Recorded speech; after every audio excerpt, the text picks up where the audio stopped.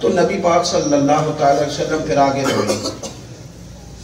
حضرت آپ کو بہت ساری چیزوں کا پتہ ہے، میں نے ویسے بھی بات مختصر کرنا ہوتی ہے. حضرت جبریل نے ایک مقام پہ جا کے کہا حضور بس میں آگے نہیں جا سکتا، بس. کوئی رہ فلک کو تیار گیا، کوئی جا سدرات ہار گیا، ایک کالیاں زلفاں والا سی جڑا لنگ عرشاں تو بھی پار گیا. نبی کریم علیہ السلام رب کریم کے قرب خاص میں رب کی اور محبوب کی کیا باتیں ہوئی. ابن یعقوب کو اللہ نے صورت بخشی، ید بیدا کی کلیم اللہ کو نعمت بخشی، ہر نبی کو کوئی عزت کوئی عظمت بخشی، اور میری سرکار کو بے پردہ زیارت بخشی. سبحان اللہ. وہاں اللہ تعالیٰ نے محبوب کریم پر خاص کرم نوازیاں فرمائی. میرے دوستو حضور معراج سے لوٹے.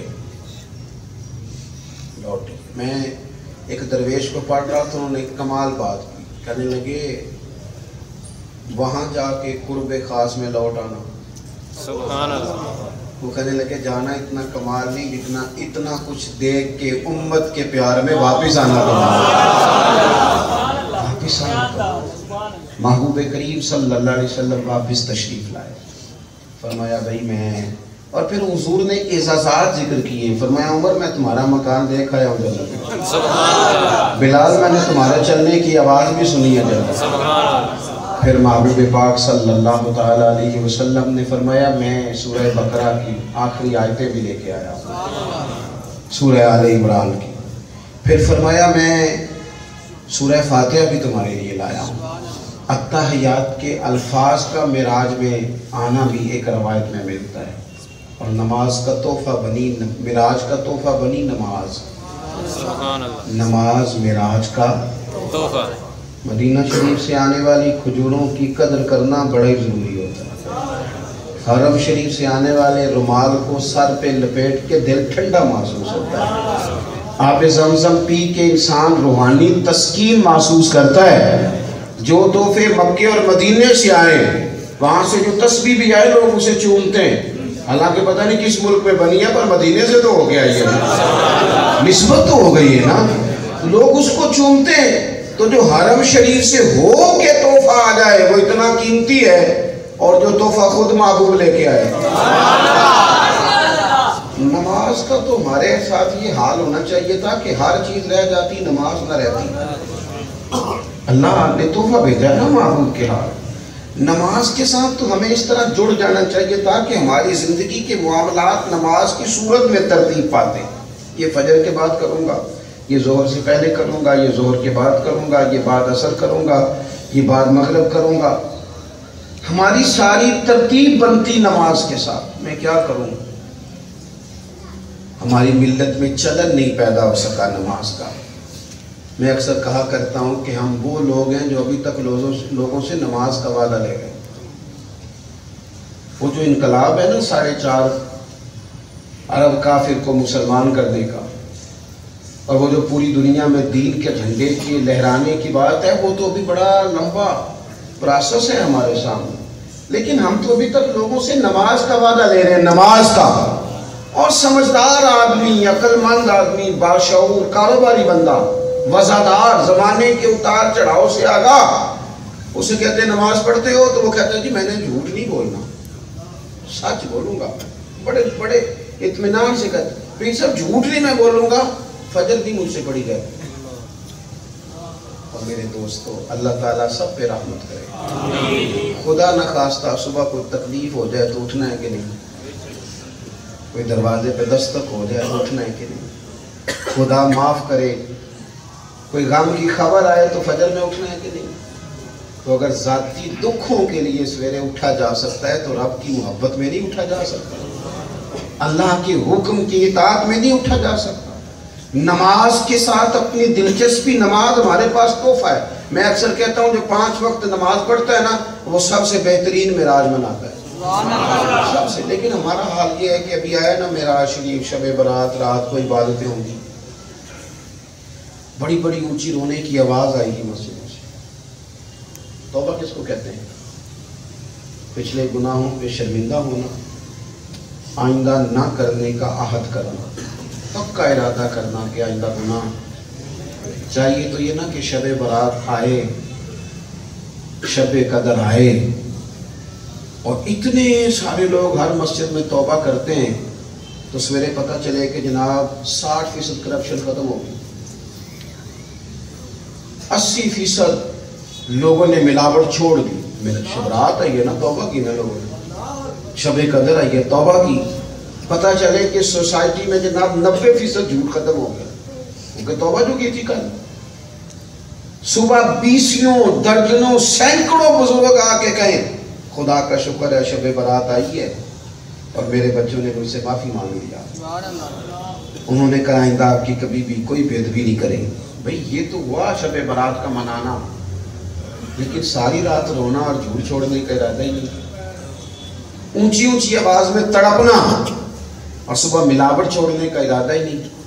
تو کوئی توبہ کوئی لفظ اور جملے رٹنے کا نام تو نہیں کہ توبہ توبہ توبہ توبہ، یہ لفظ رٹنے کا نام تو توبہ نہیں، ہم تو جملے رٹتے ہیں۔ اس احساس میرے بھائی ہم نے پیدا کرنے، ہم نے اپنے اوپر تبدیلی لانے کی کوشش کرنی۔ تھوڑا سا نا مجھے بتائیں، بہت ساری چیزوں میں ہم محتاط ہو جاتے ہیں، ہونا پڑتا ہے۔ بڑا پسند ہے کسی کو میٹھا، کھانے میں میٹھا بڑا پسند ہے، لیکن ڈاکٹر نے بتا دیا ہے کہ اب یہ تیری صحت کے لیے ٹھیک نہیں، حلال پیسوں کا ہے، جائز ہے، اپنے گھر میں پکا ہے، صاف ستھرا اس میں سامان استعمال ہوا ہے، لیکن اب مضر ہے نا صحت کے لیے، چھوڑنا پڑتا ہے کہ نہیں؟ احتیاط کرنی پڑتی ہے نا، تھوڑی سی احتیاط کریں۔ ہم دین کے معاملے میں غیر محتاط ہیں، دنیاوی معاملات میں بہت سمجھدار ہیں۔ یاد رکھنا ہم نے زیادہ تر زندگی دوسروں کی فکر میں گزاری ہے، فلانا نماز پڑھتا ہے کہ نہیں، فلانے کی روزی حلال ہے کہ نہیں، فلانا بندہ 1 نمبر طریقے سے آگے گیا کہ 2 نمبر طریقے، ساری زندگی لوگوں کا خیال رکھا ہے۔ یہ تو ہماری ذمہ داری نہیں۔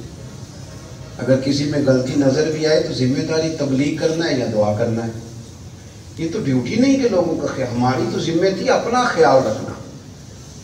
میری نمازوں کا کیا حال ہے، میری زبان سچ کتنا بولتی، میں اپنے جس منصب پر فائز ہوں اس عہدے کے ساتھ میں دیانتدار کتنا ہوں، میرے روزمرہ کے معاملات کے اندر صفائی کتنی زیادہ ہے، لین دین کے معاملے میں کتنا صاف ہوں، حلال حرام کی احتیاط کتنی، یہ ہماری ذمہ داریاں تھیں۔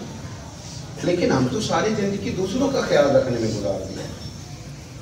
کوئی بندہ پوچھ لے ہم سے کہ جناب لسٹ بتاؤ گناہگاروں کی، تو ہے ہمارے پاس فوراً نکال لیتے ہیں۔ نہ کریں یہ کام، نہ کریں۔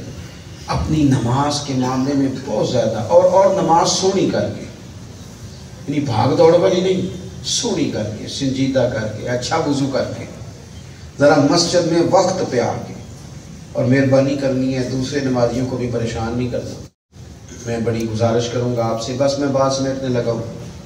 رمضان شریف سے 1 جمعہ پہلے نا میں ممبر شریف کی طرف بڑھ رہا تھا کچھ اپنے گزارشات کے لیے، تو ایک بچے نے دوڑ کے میری ویسٹ کوٹ کی جیب میں کوئی رکا ڈال دیا، تو میں نے اس کو کھول کر کے پڑھا، تو مجھے لگا کہ شاید مجھے سمجھا رہا ہے وہ، کیونکہ میری طرح کے لوگ بھی کئی دفعہ تقریر کرتے ہیں تو ایسی بات بھی کر جاتے ہیں کہ جو بعد میں خیال آتا ہے کہ یار کہیں زیادہ سخت بات تو نہیں ہوگی۔ داعی بننا چاہیے تھا، داعی دعوت دینی چاہیے تھی، اور وہ گزارش کے انداز میں دینی چاہیے، کہ ایسا تو نہیں کوئی جملہ نکل گیا جس سے کسی کو دل آزاری ہو جاتا ہے۔ تو میں نے کہا مجھے سمجھایا، اگر کوئی سمجھائے تو میں کوشش کرتا ہوں کہ اپنی اصلاح کی جائے۔ وہ میں نے اس کو کھولا جب، تو مجھے لگا وہ میری ہی اصلاح کر رہا ہے، کیونکہ میں بھی کہہ دیتا ہوں کہ کچھ لوگ رمضان کے رمضان ہی آتے ہیں، کہتا ہوں میں۔ تو اس نے نا وہ رکے پہ لکھا تھا کہ پیر صاحب روزے آ گئے، کچے نمازیوں کو بھی احساس ہو گیا مسجد آنے کا، بس پکے نمازیوں سے گزارش کریں کہ جب ہم آئیں تو ہمیں گھورے نہ، طنزیہ نظروں سے نہ دیکھیں۔ ہم گناہگار ہیں، اس میں دو رائے نہیں، ہماری غلطی ہے، لیکن یہ نہ طنزیہ نظروں سے دیکھیں، فصلی پٹیرے کہتے ہیں، اس طرح کے جملے بولتے ہیں، کہتے ہیں آ گئے ہو 1 مہینے لے چلیں، گناہگار ہی صحیح، لیکن اگر آنا چاہتے ہیں۔ میرے ایک ڈاکٹر صاحب جاننے والے ہیں، میرا ان سے پیار ہے، تو ریٹائر ہو گئے، بڑا اللہ نے ان کو نوازا، تو میں نے ایک دن اسپیشل ٹائم لیا، میں نے کہا دوائی نہیں لینی، کوئی اور کام ہے، ٹھیک ہے۔ دیر کو رات کو میں عرض کرنے گیا، میں نے کہا نماز پڑھی، بڑا کچھ آپ نے دیکھ لیا، کئی ملک آپ گھومے، اللہ سے بھی جڑنا ہے۔ کہنے لگے ٹھیک ہے جی، وعدہ ہو گیا سویرے فجر میں مسجد جاؤں گا۔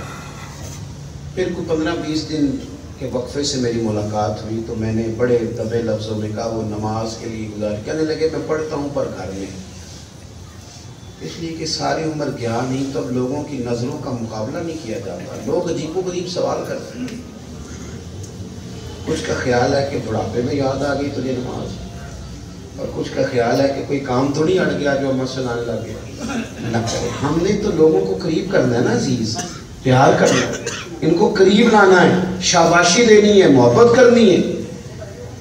تو نماز پر اپنی توجہ، اور اپنے بچوں کے سامنے نماز کی تقریر نہیں کرنی، بچوں کے سامنے نماز پڑھنی ہے۔ میں ذمہ داری سے کہتا ہوں جن کے ماں باپ سویرے نماز پڑھتے ہیں ان کے بچوں پر اب جلدی توفیق دیتا ہے، جلدی توفیق دیتا ہے، وہ مسجد کی طرف رغبت کرتے ہیں۔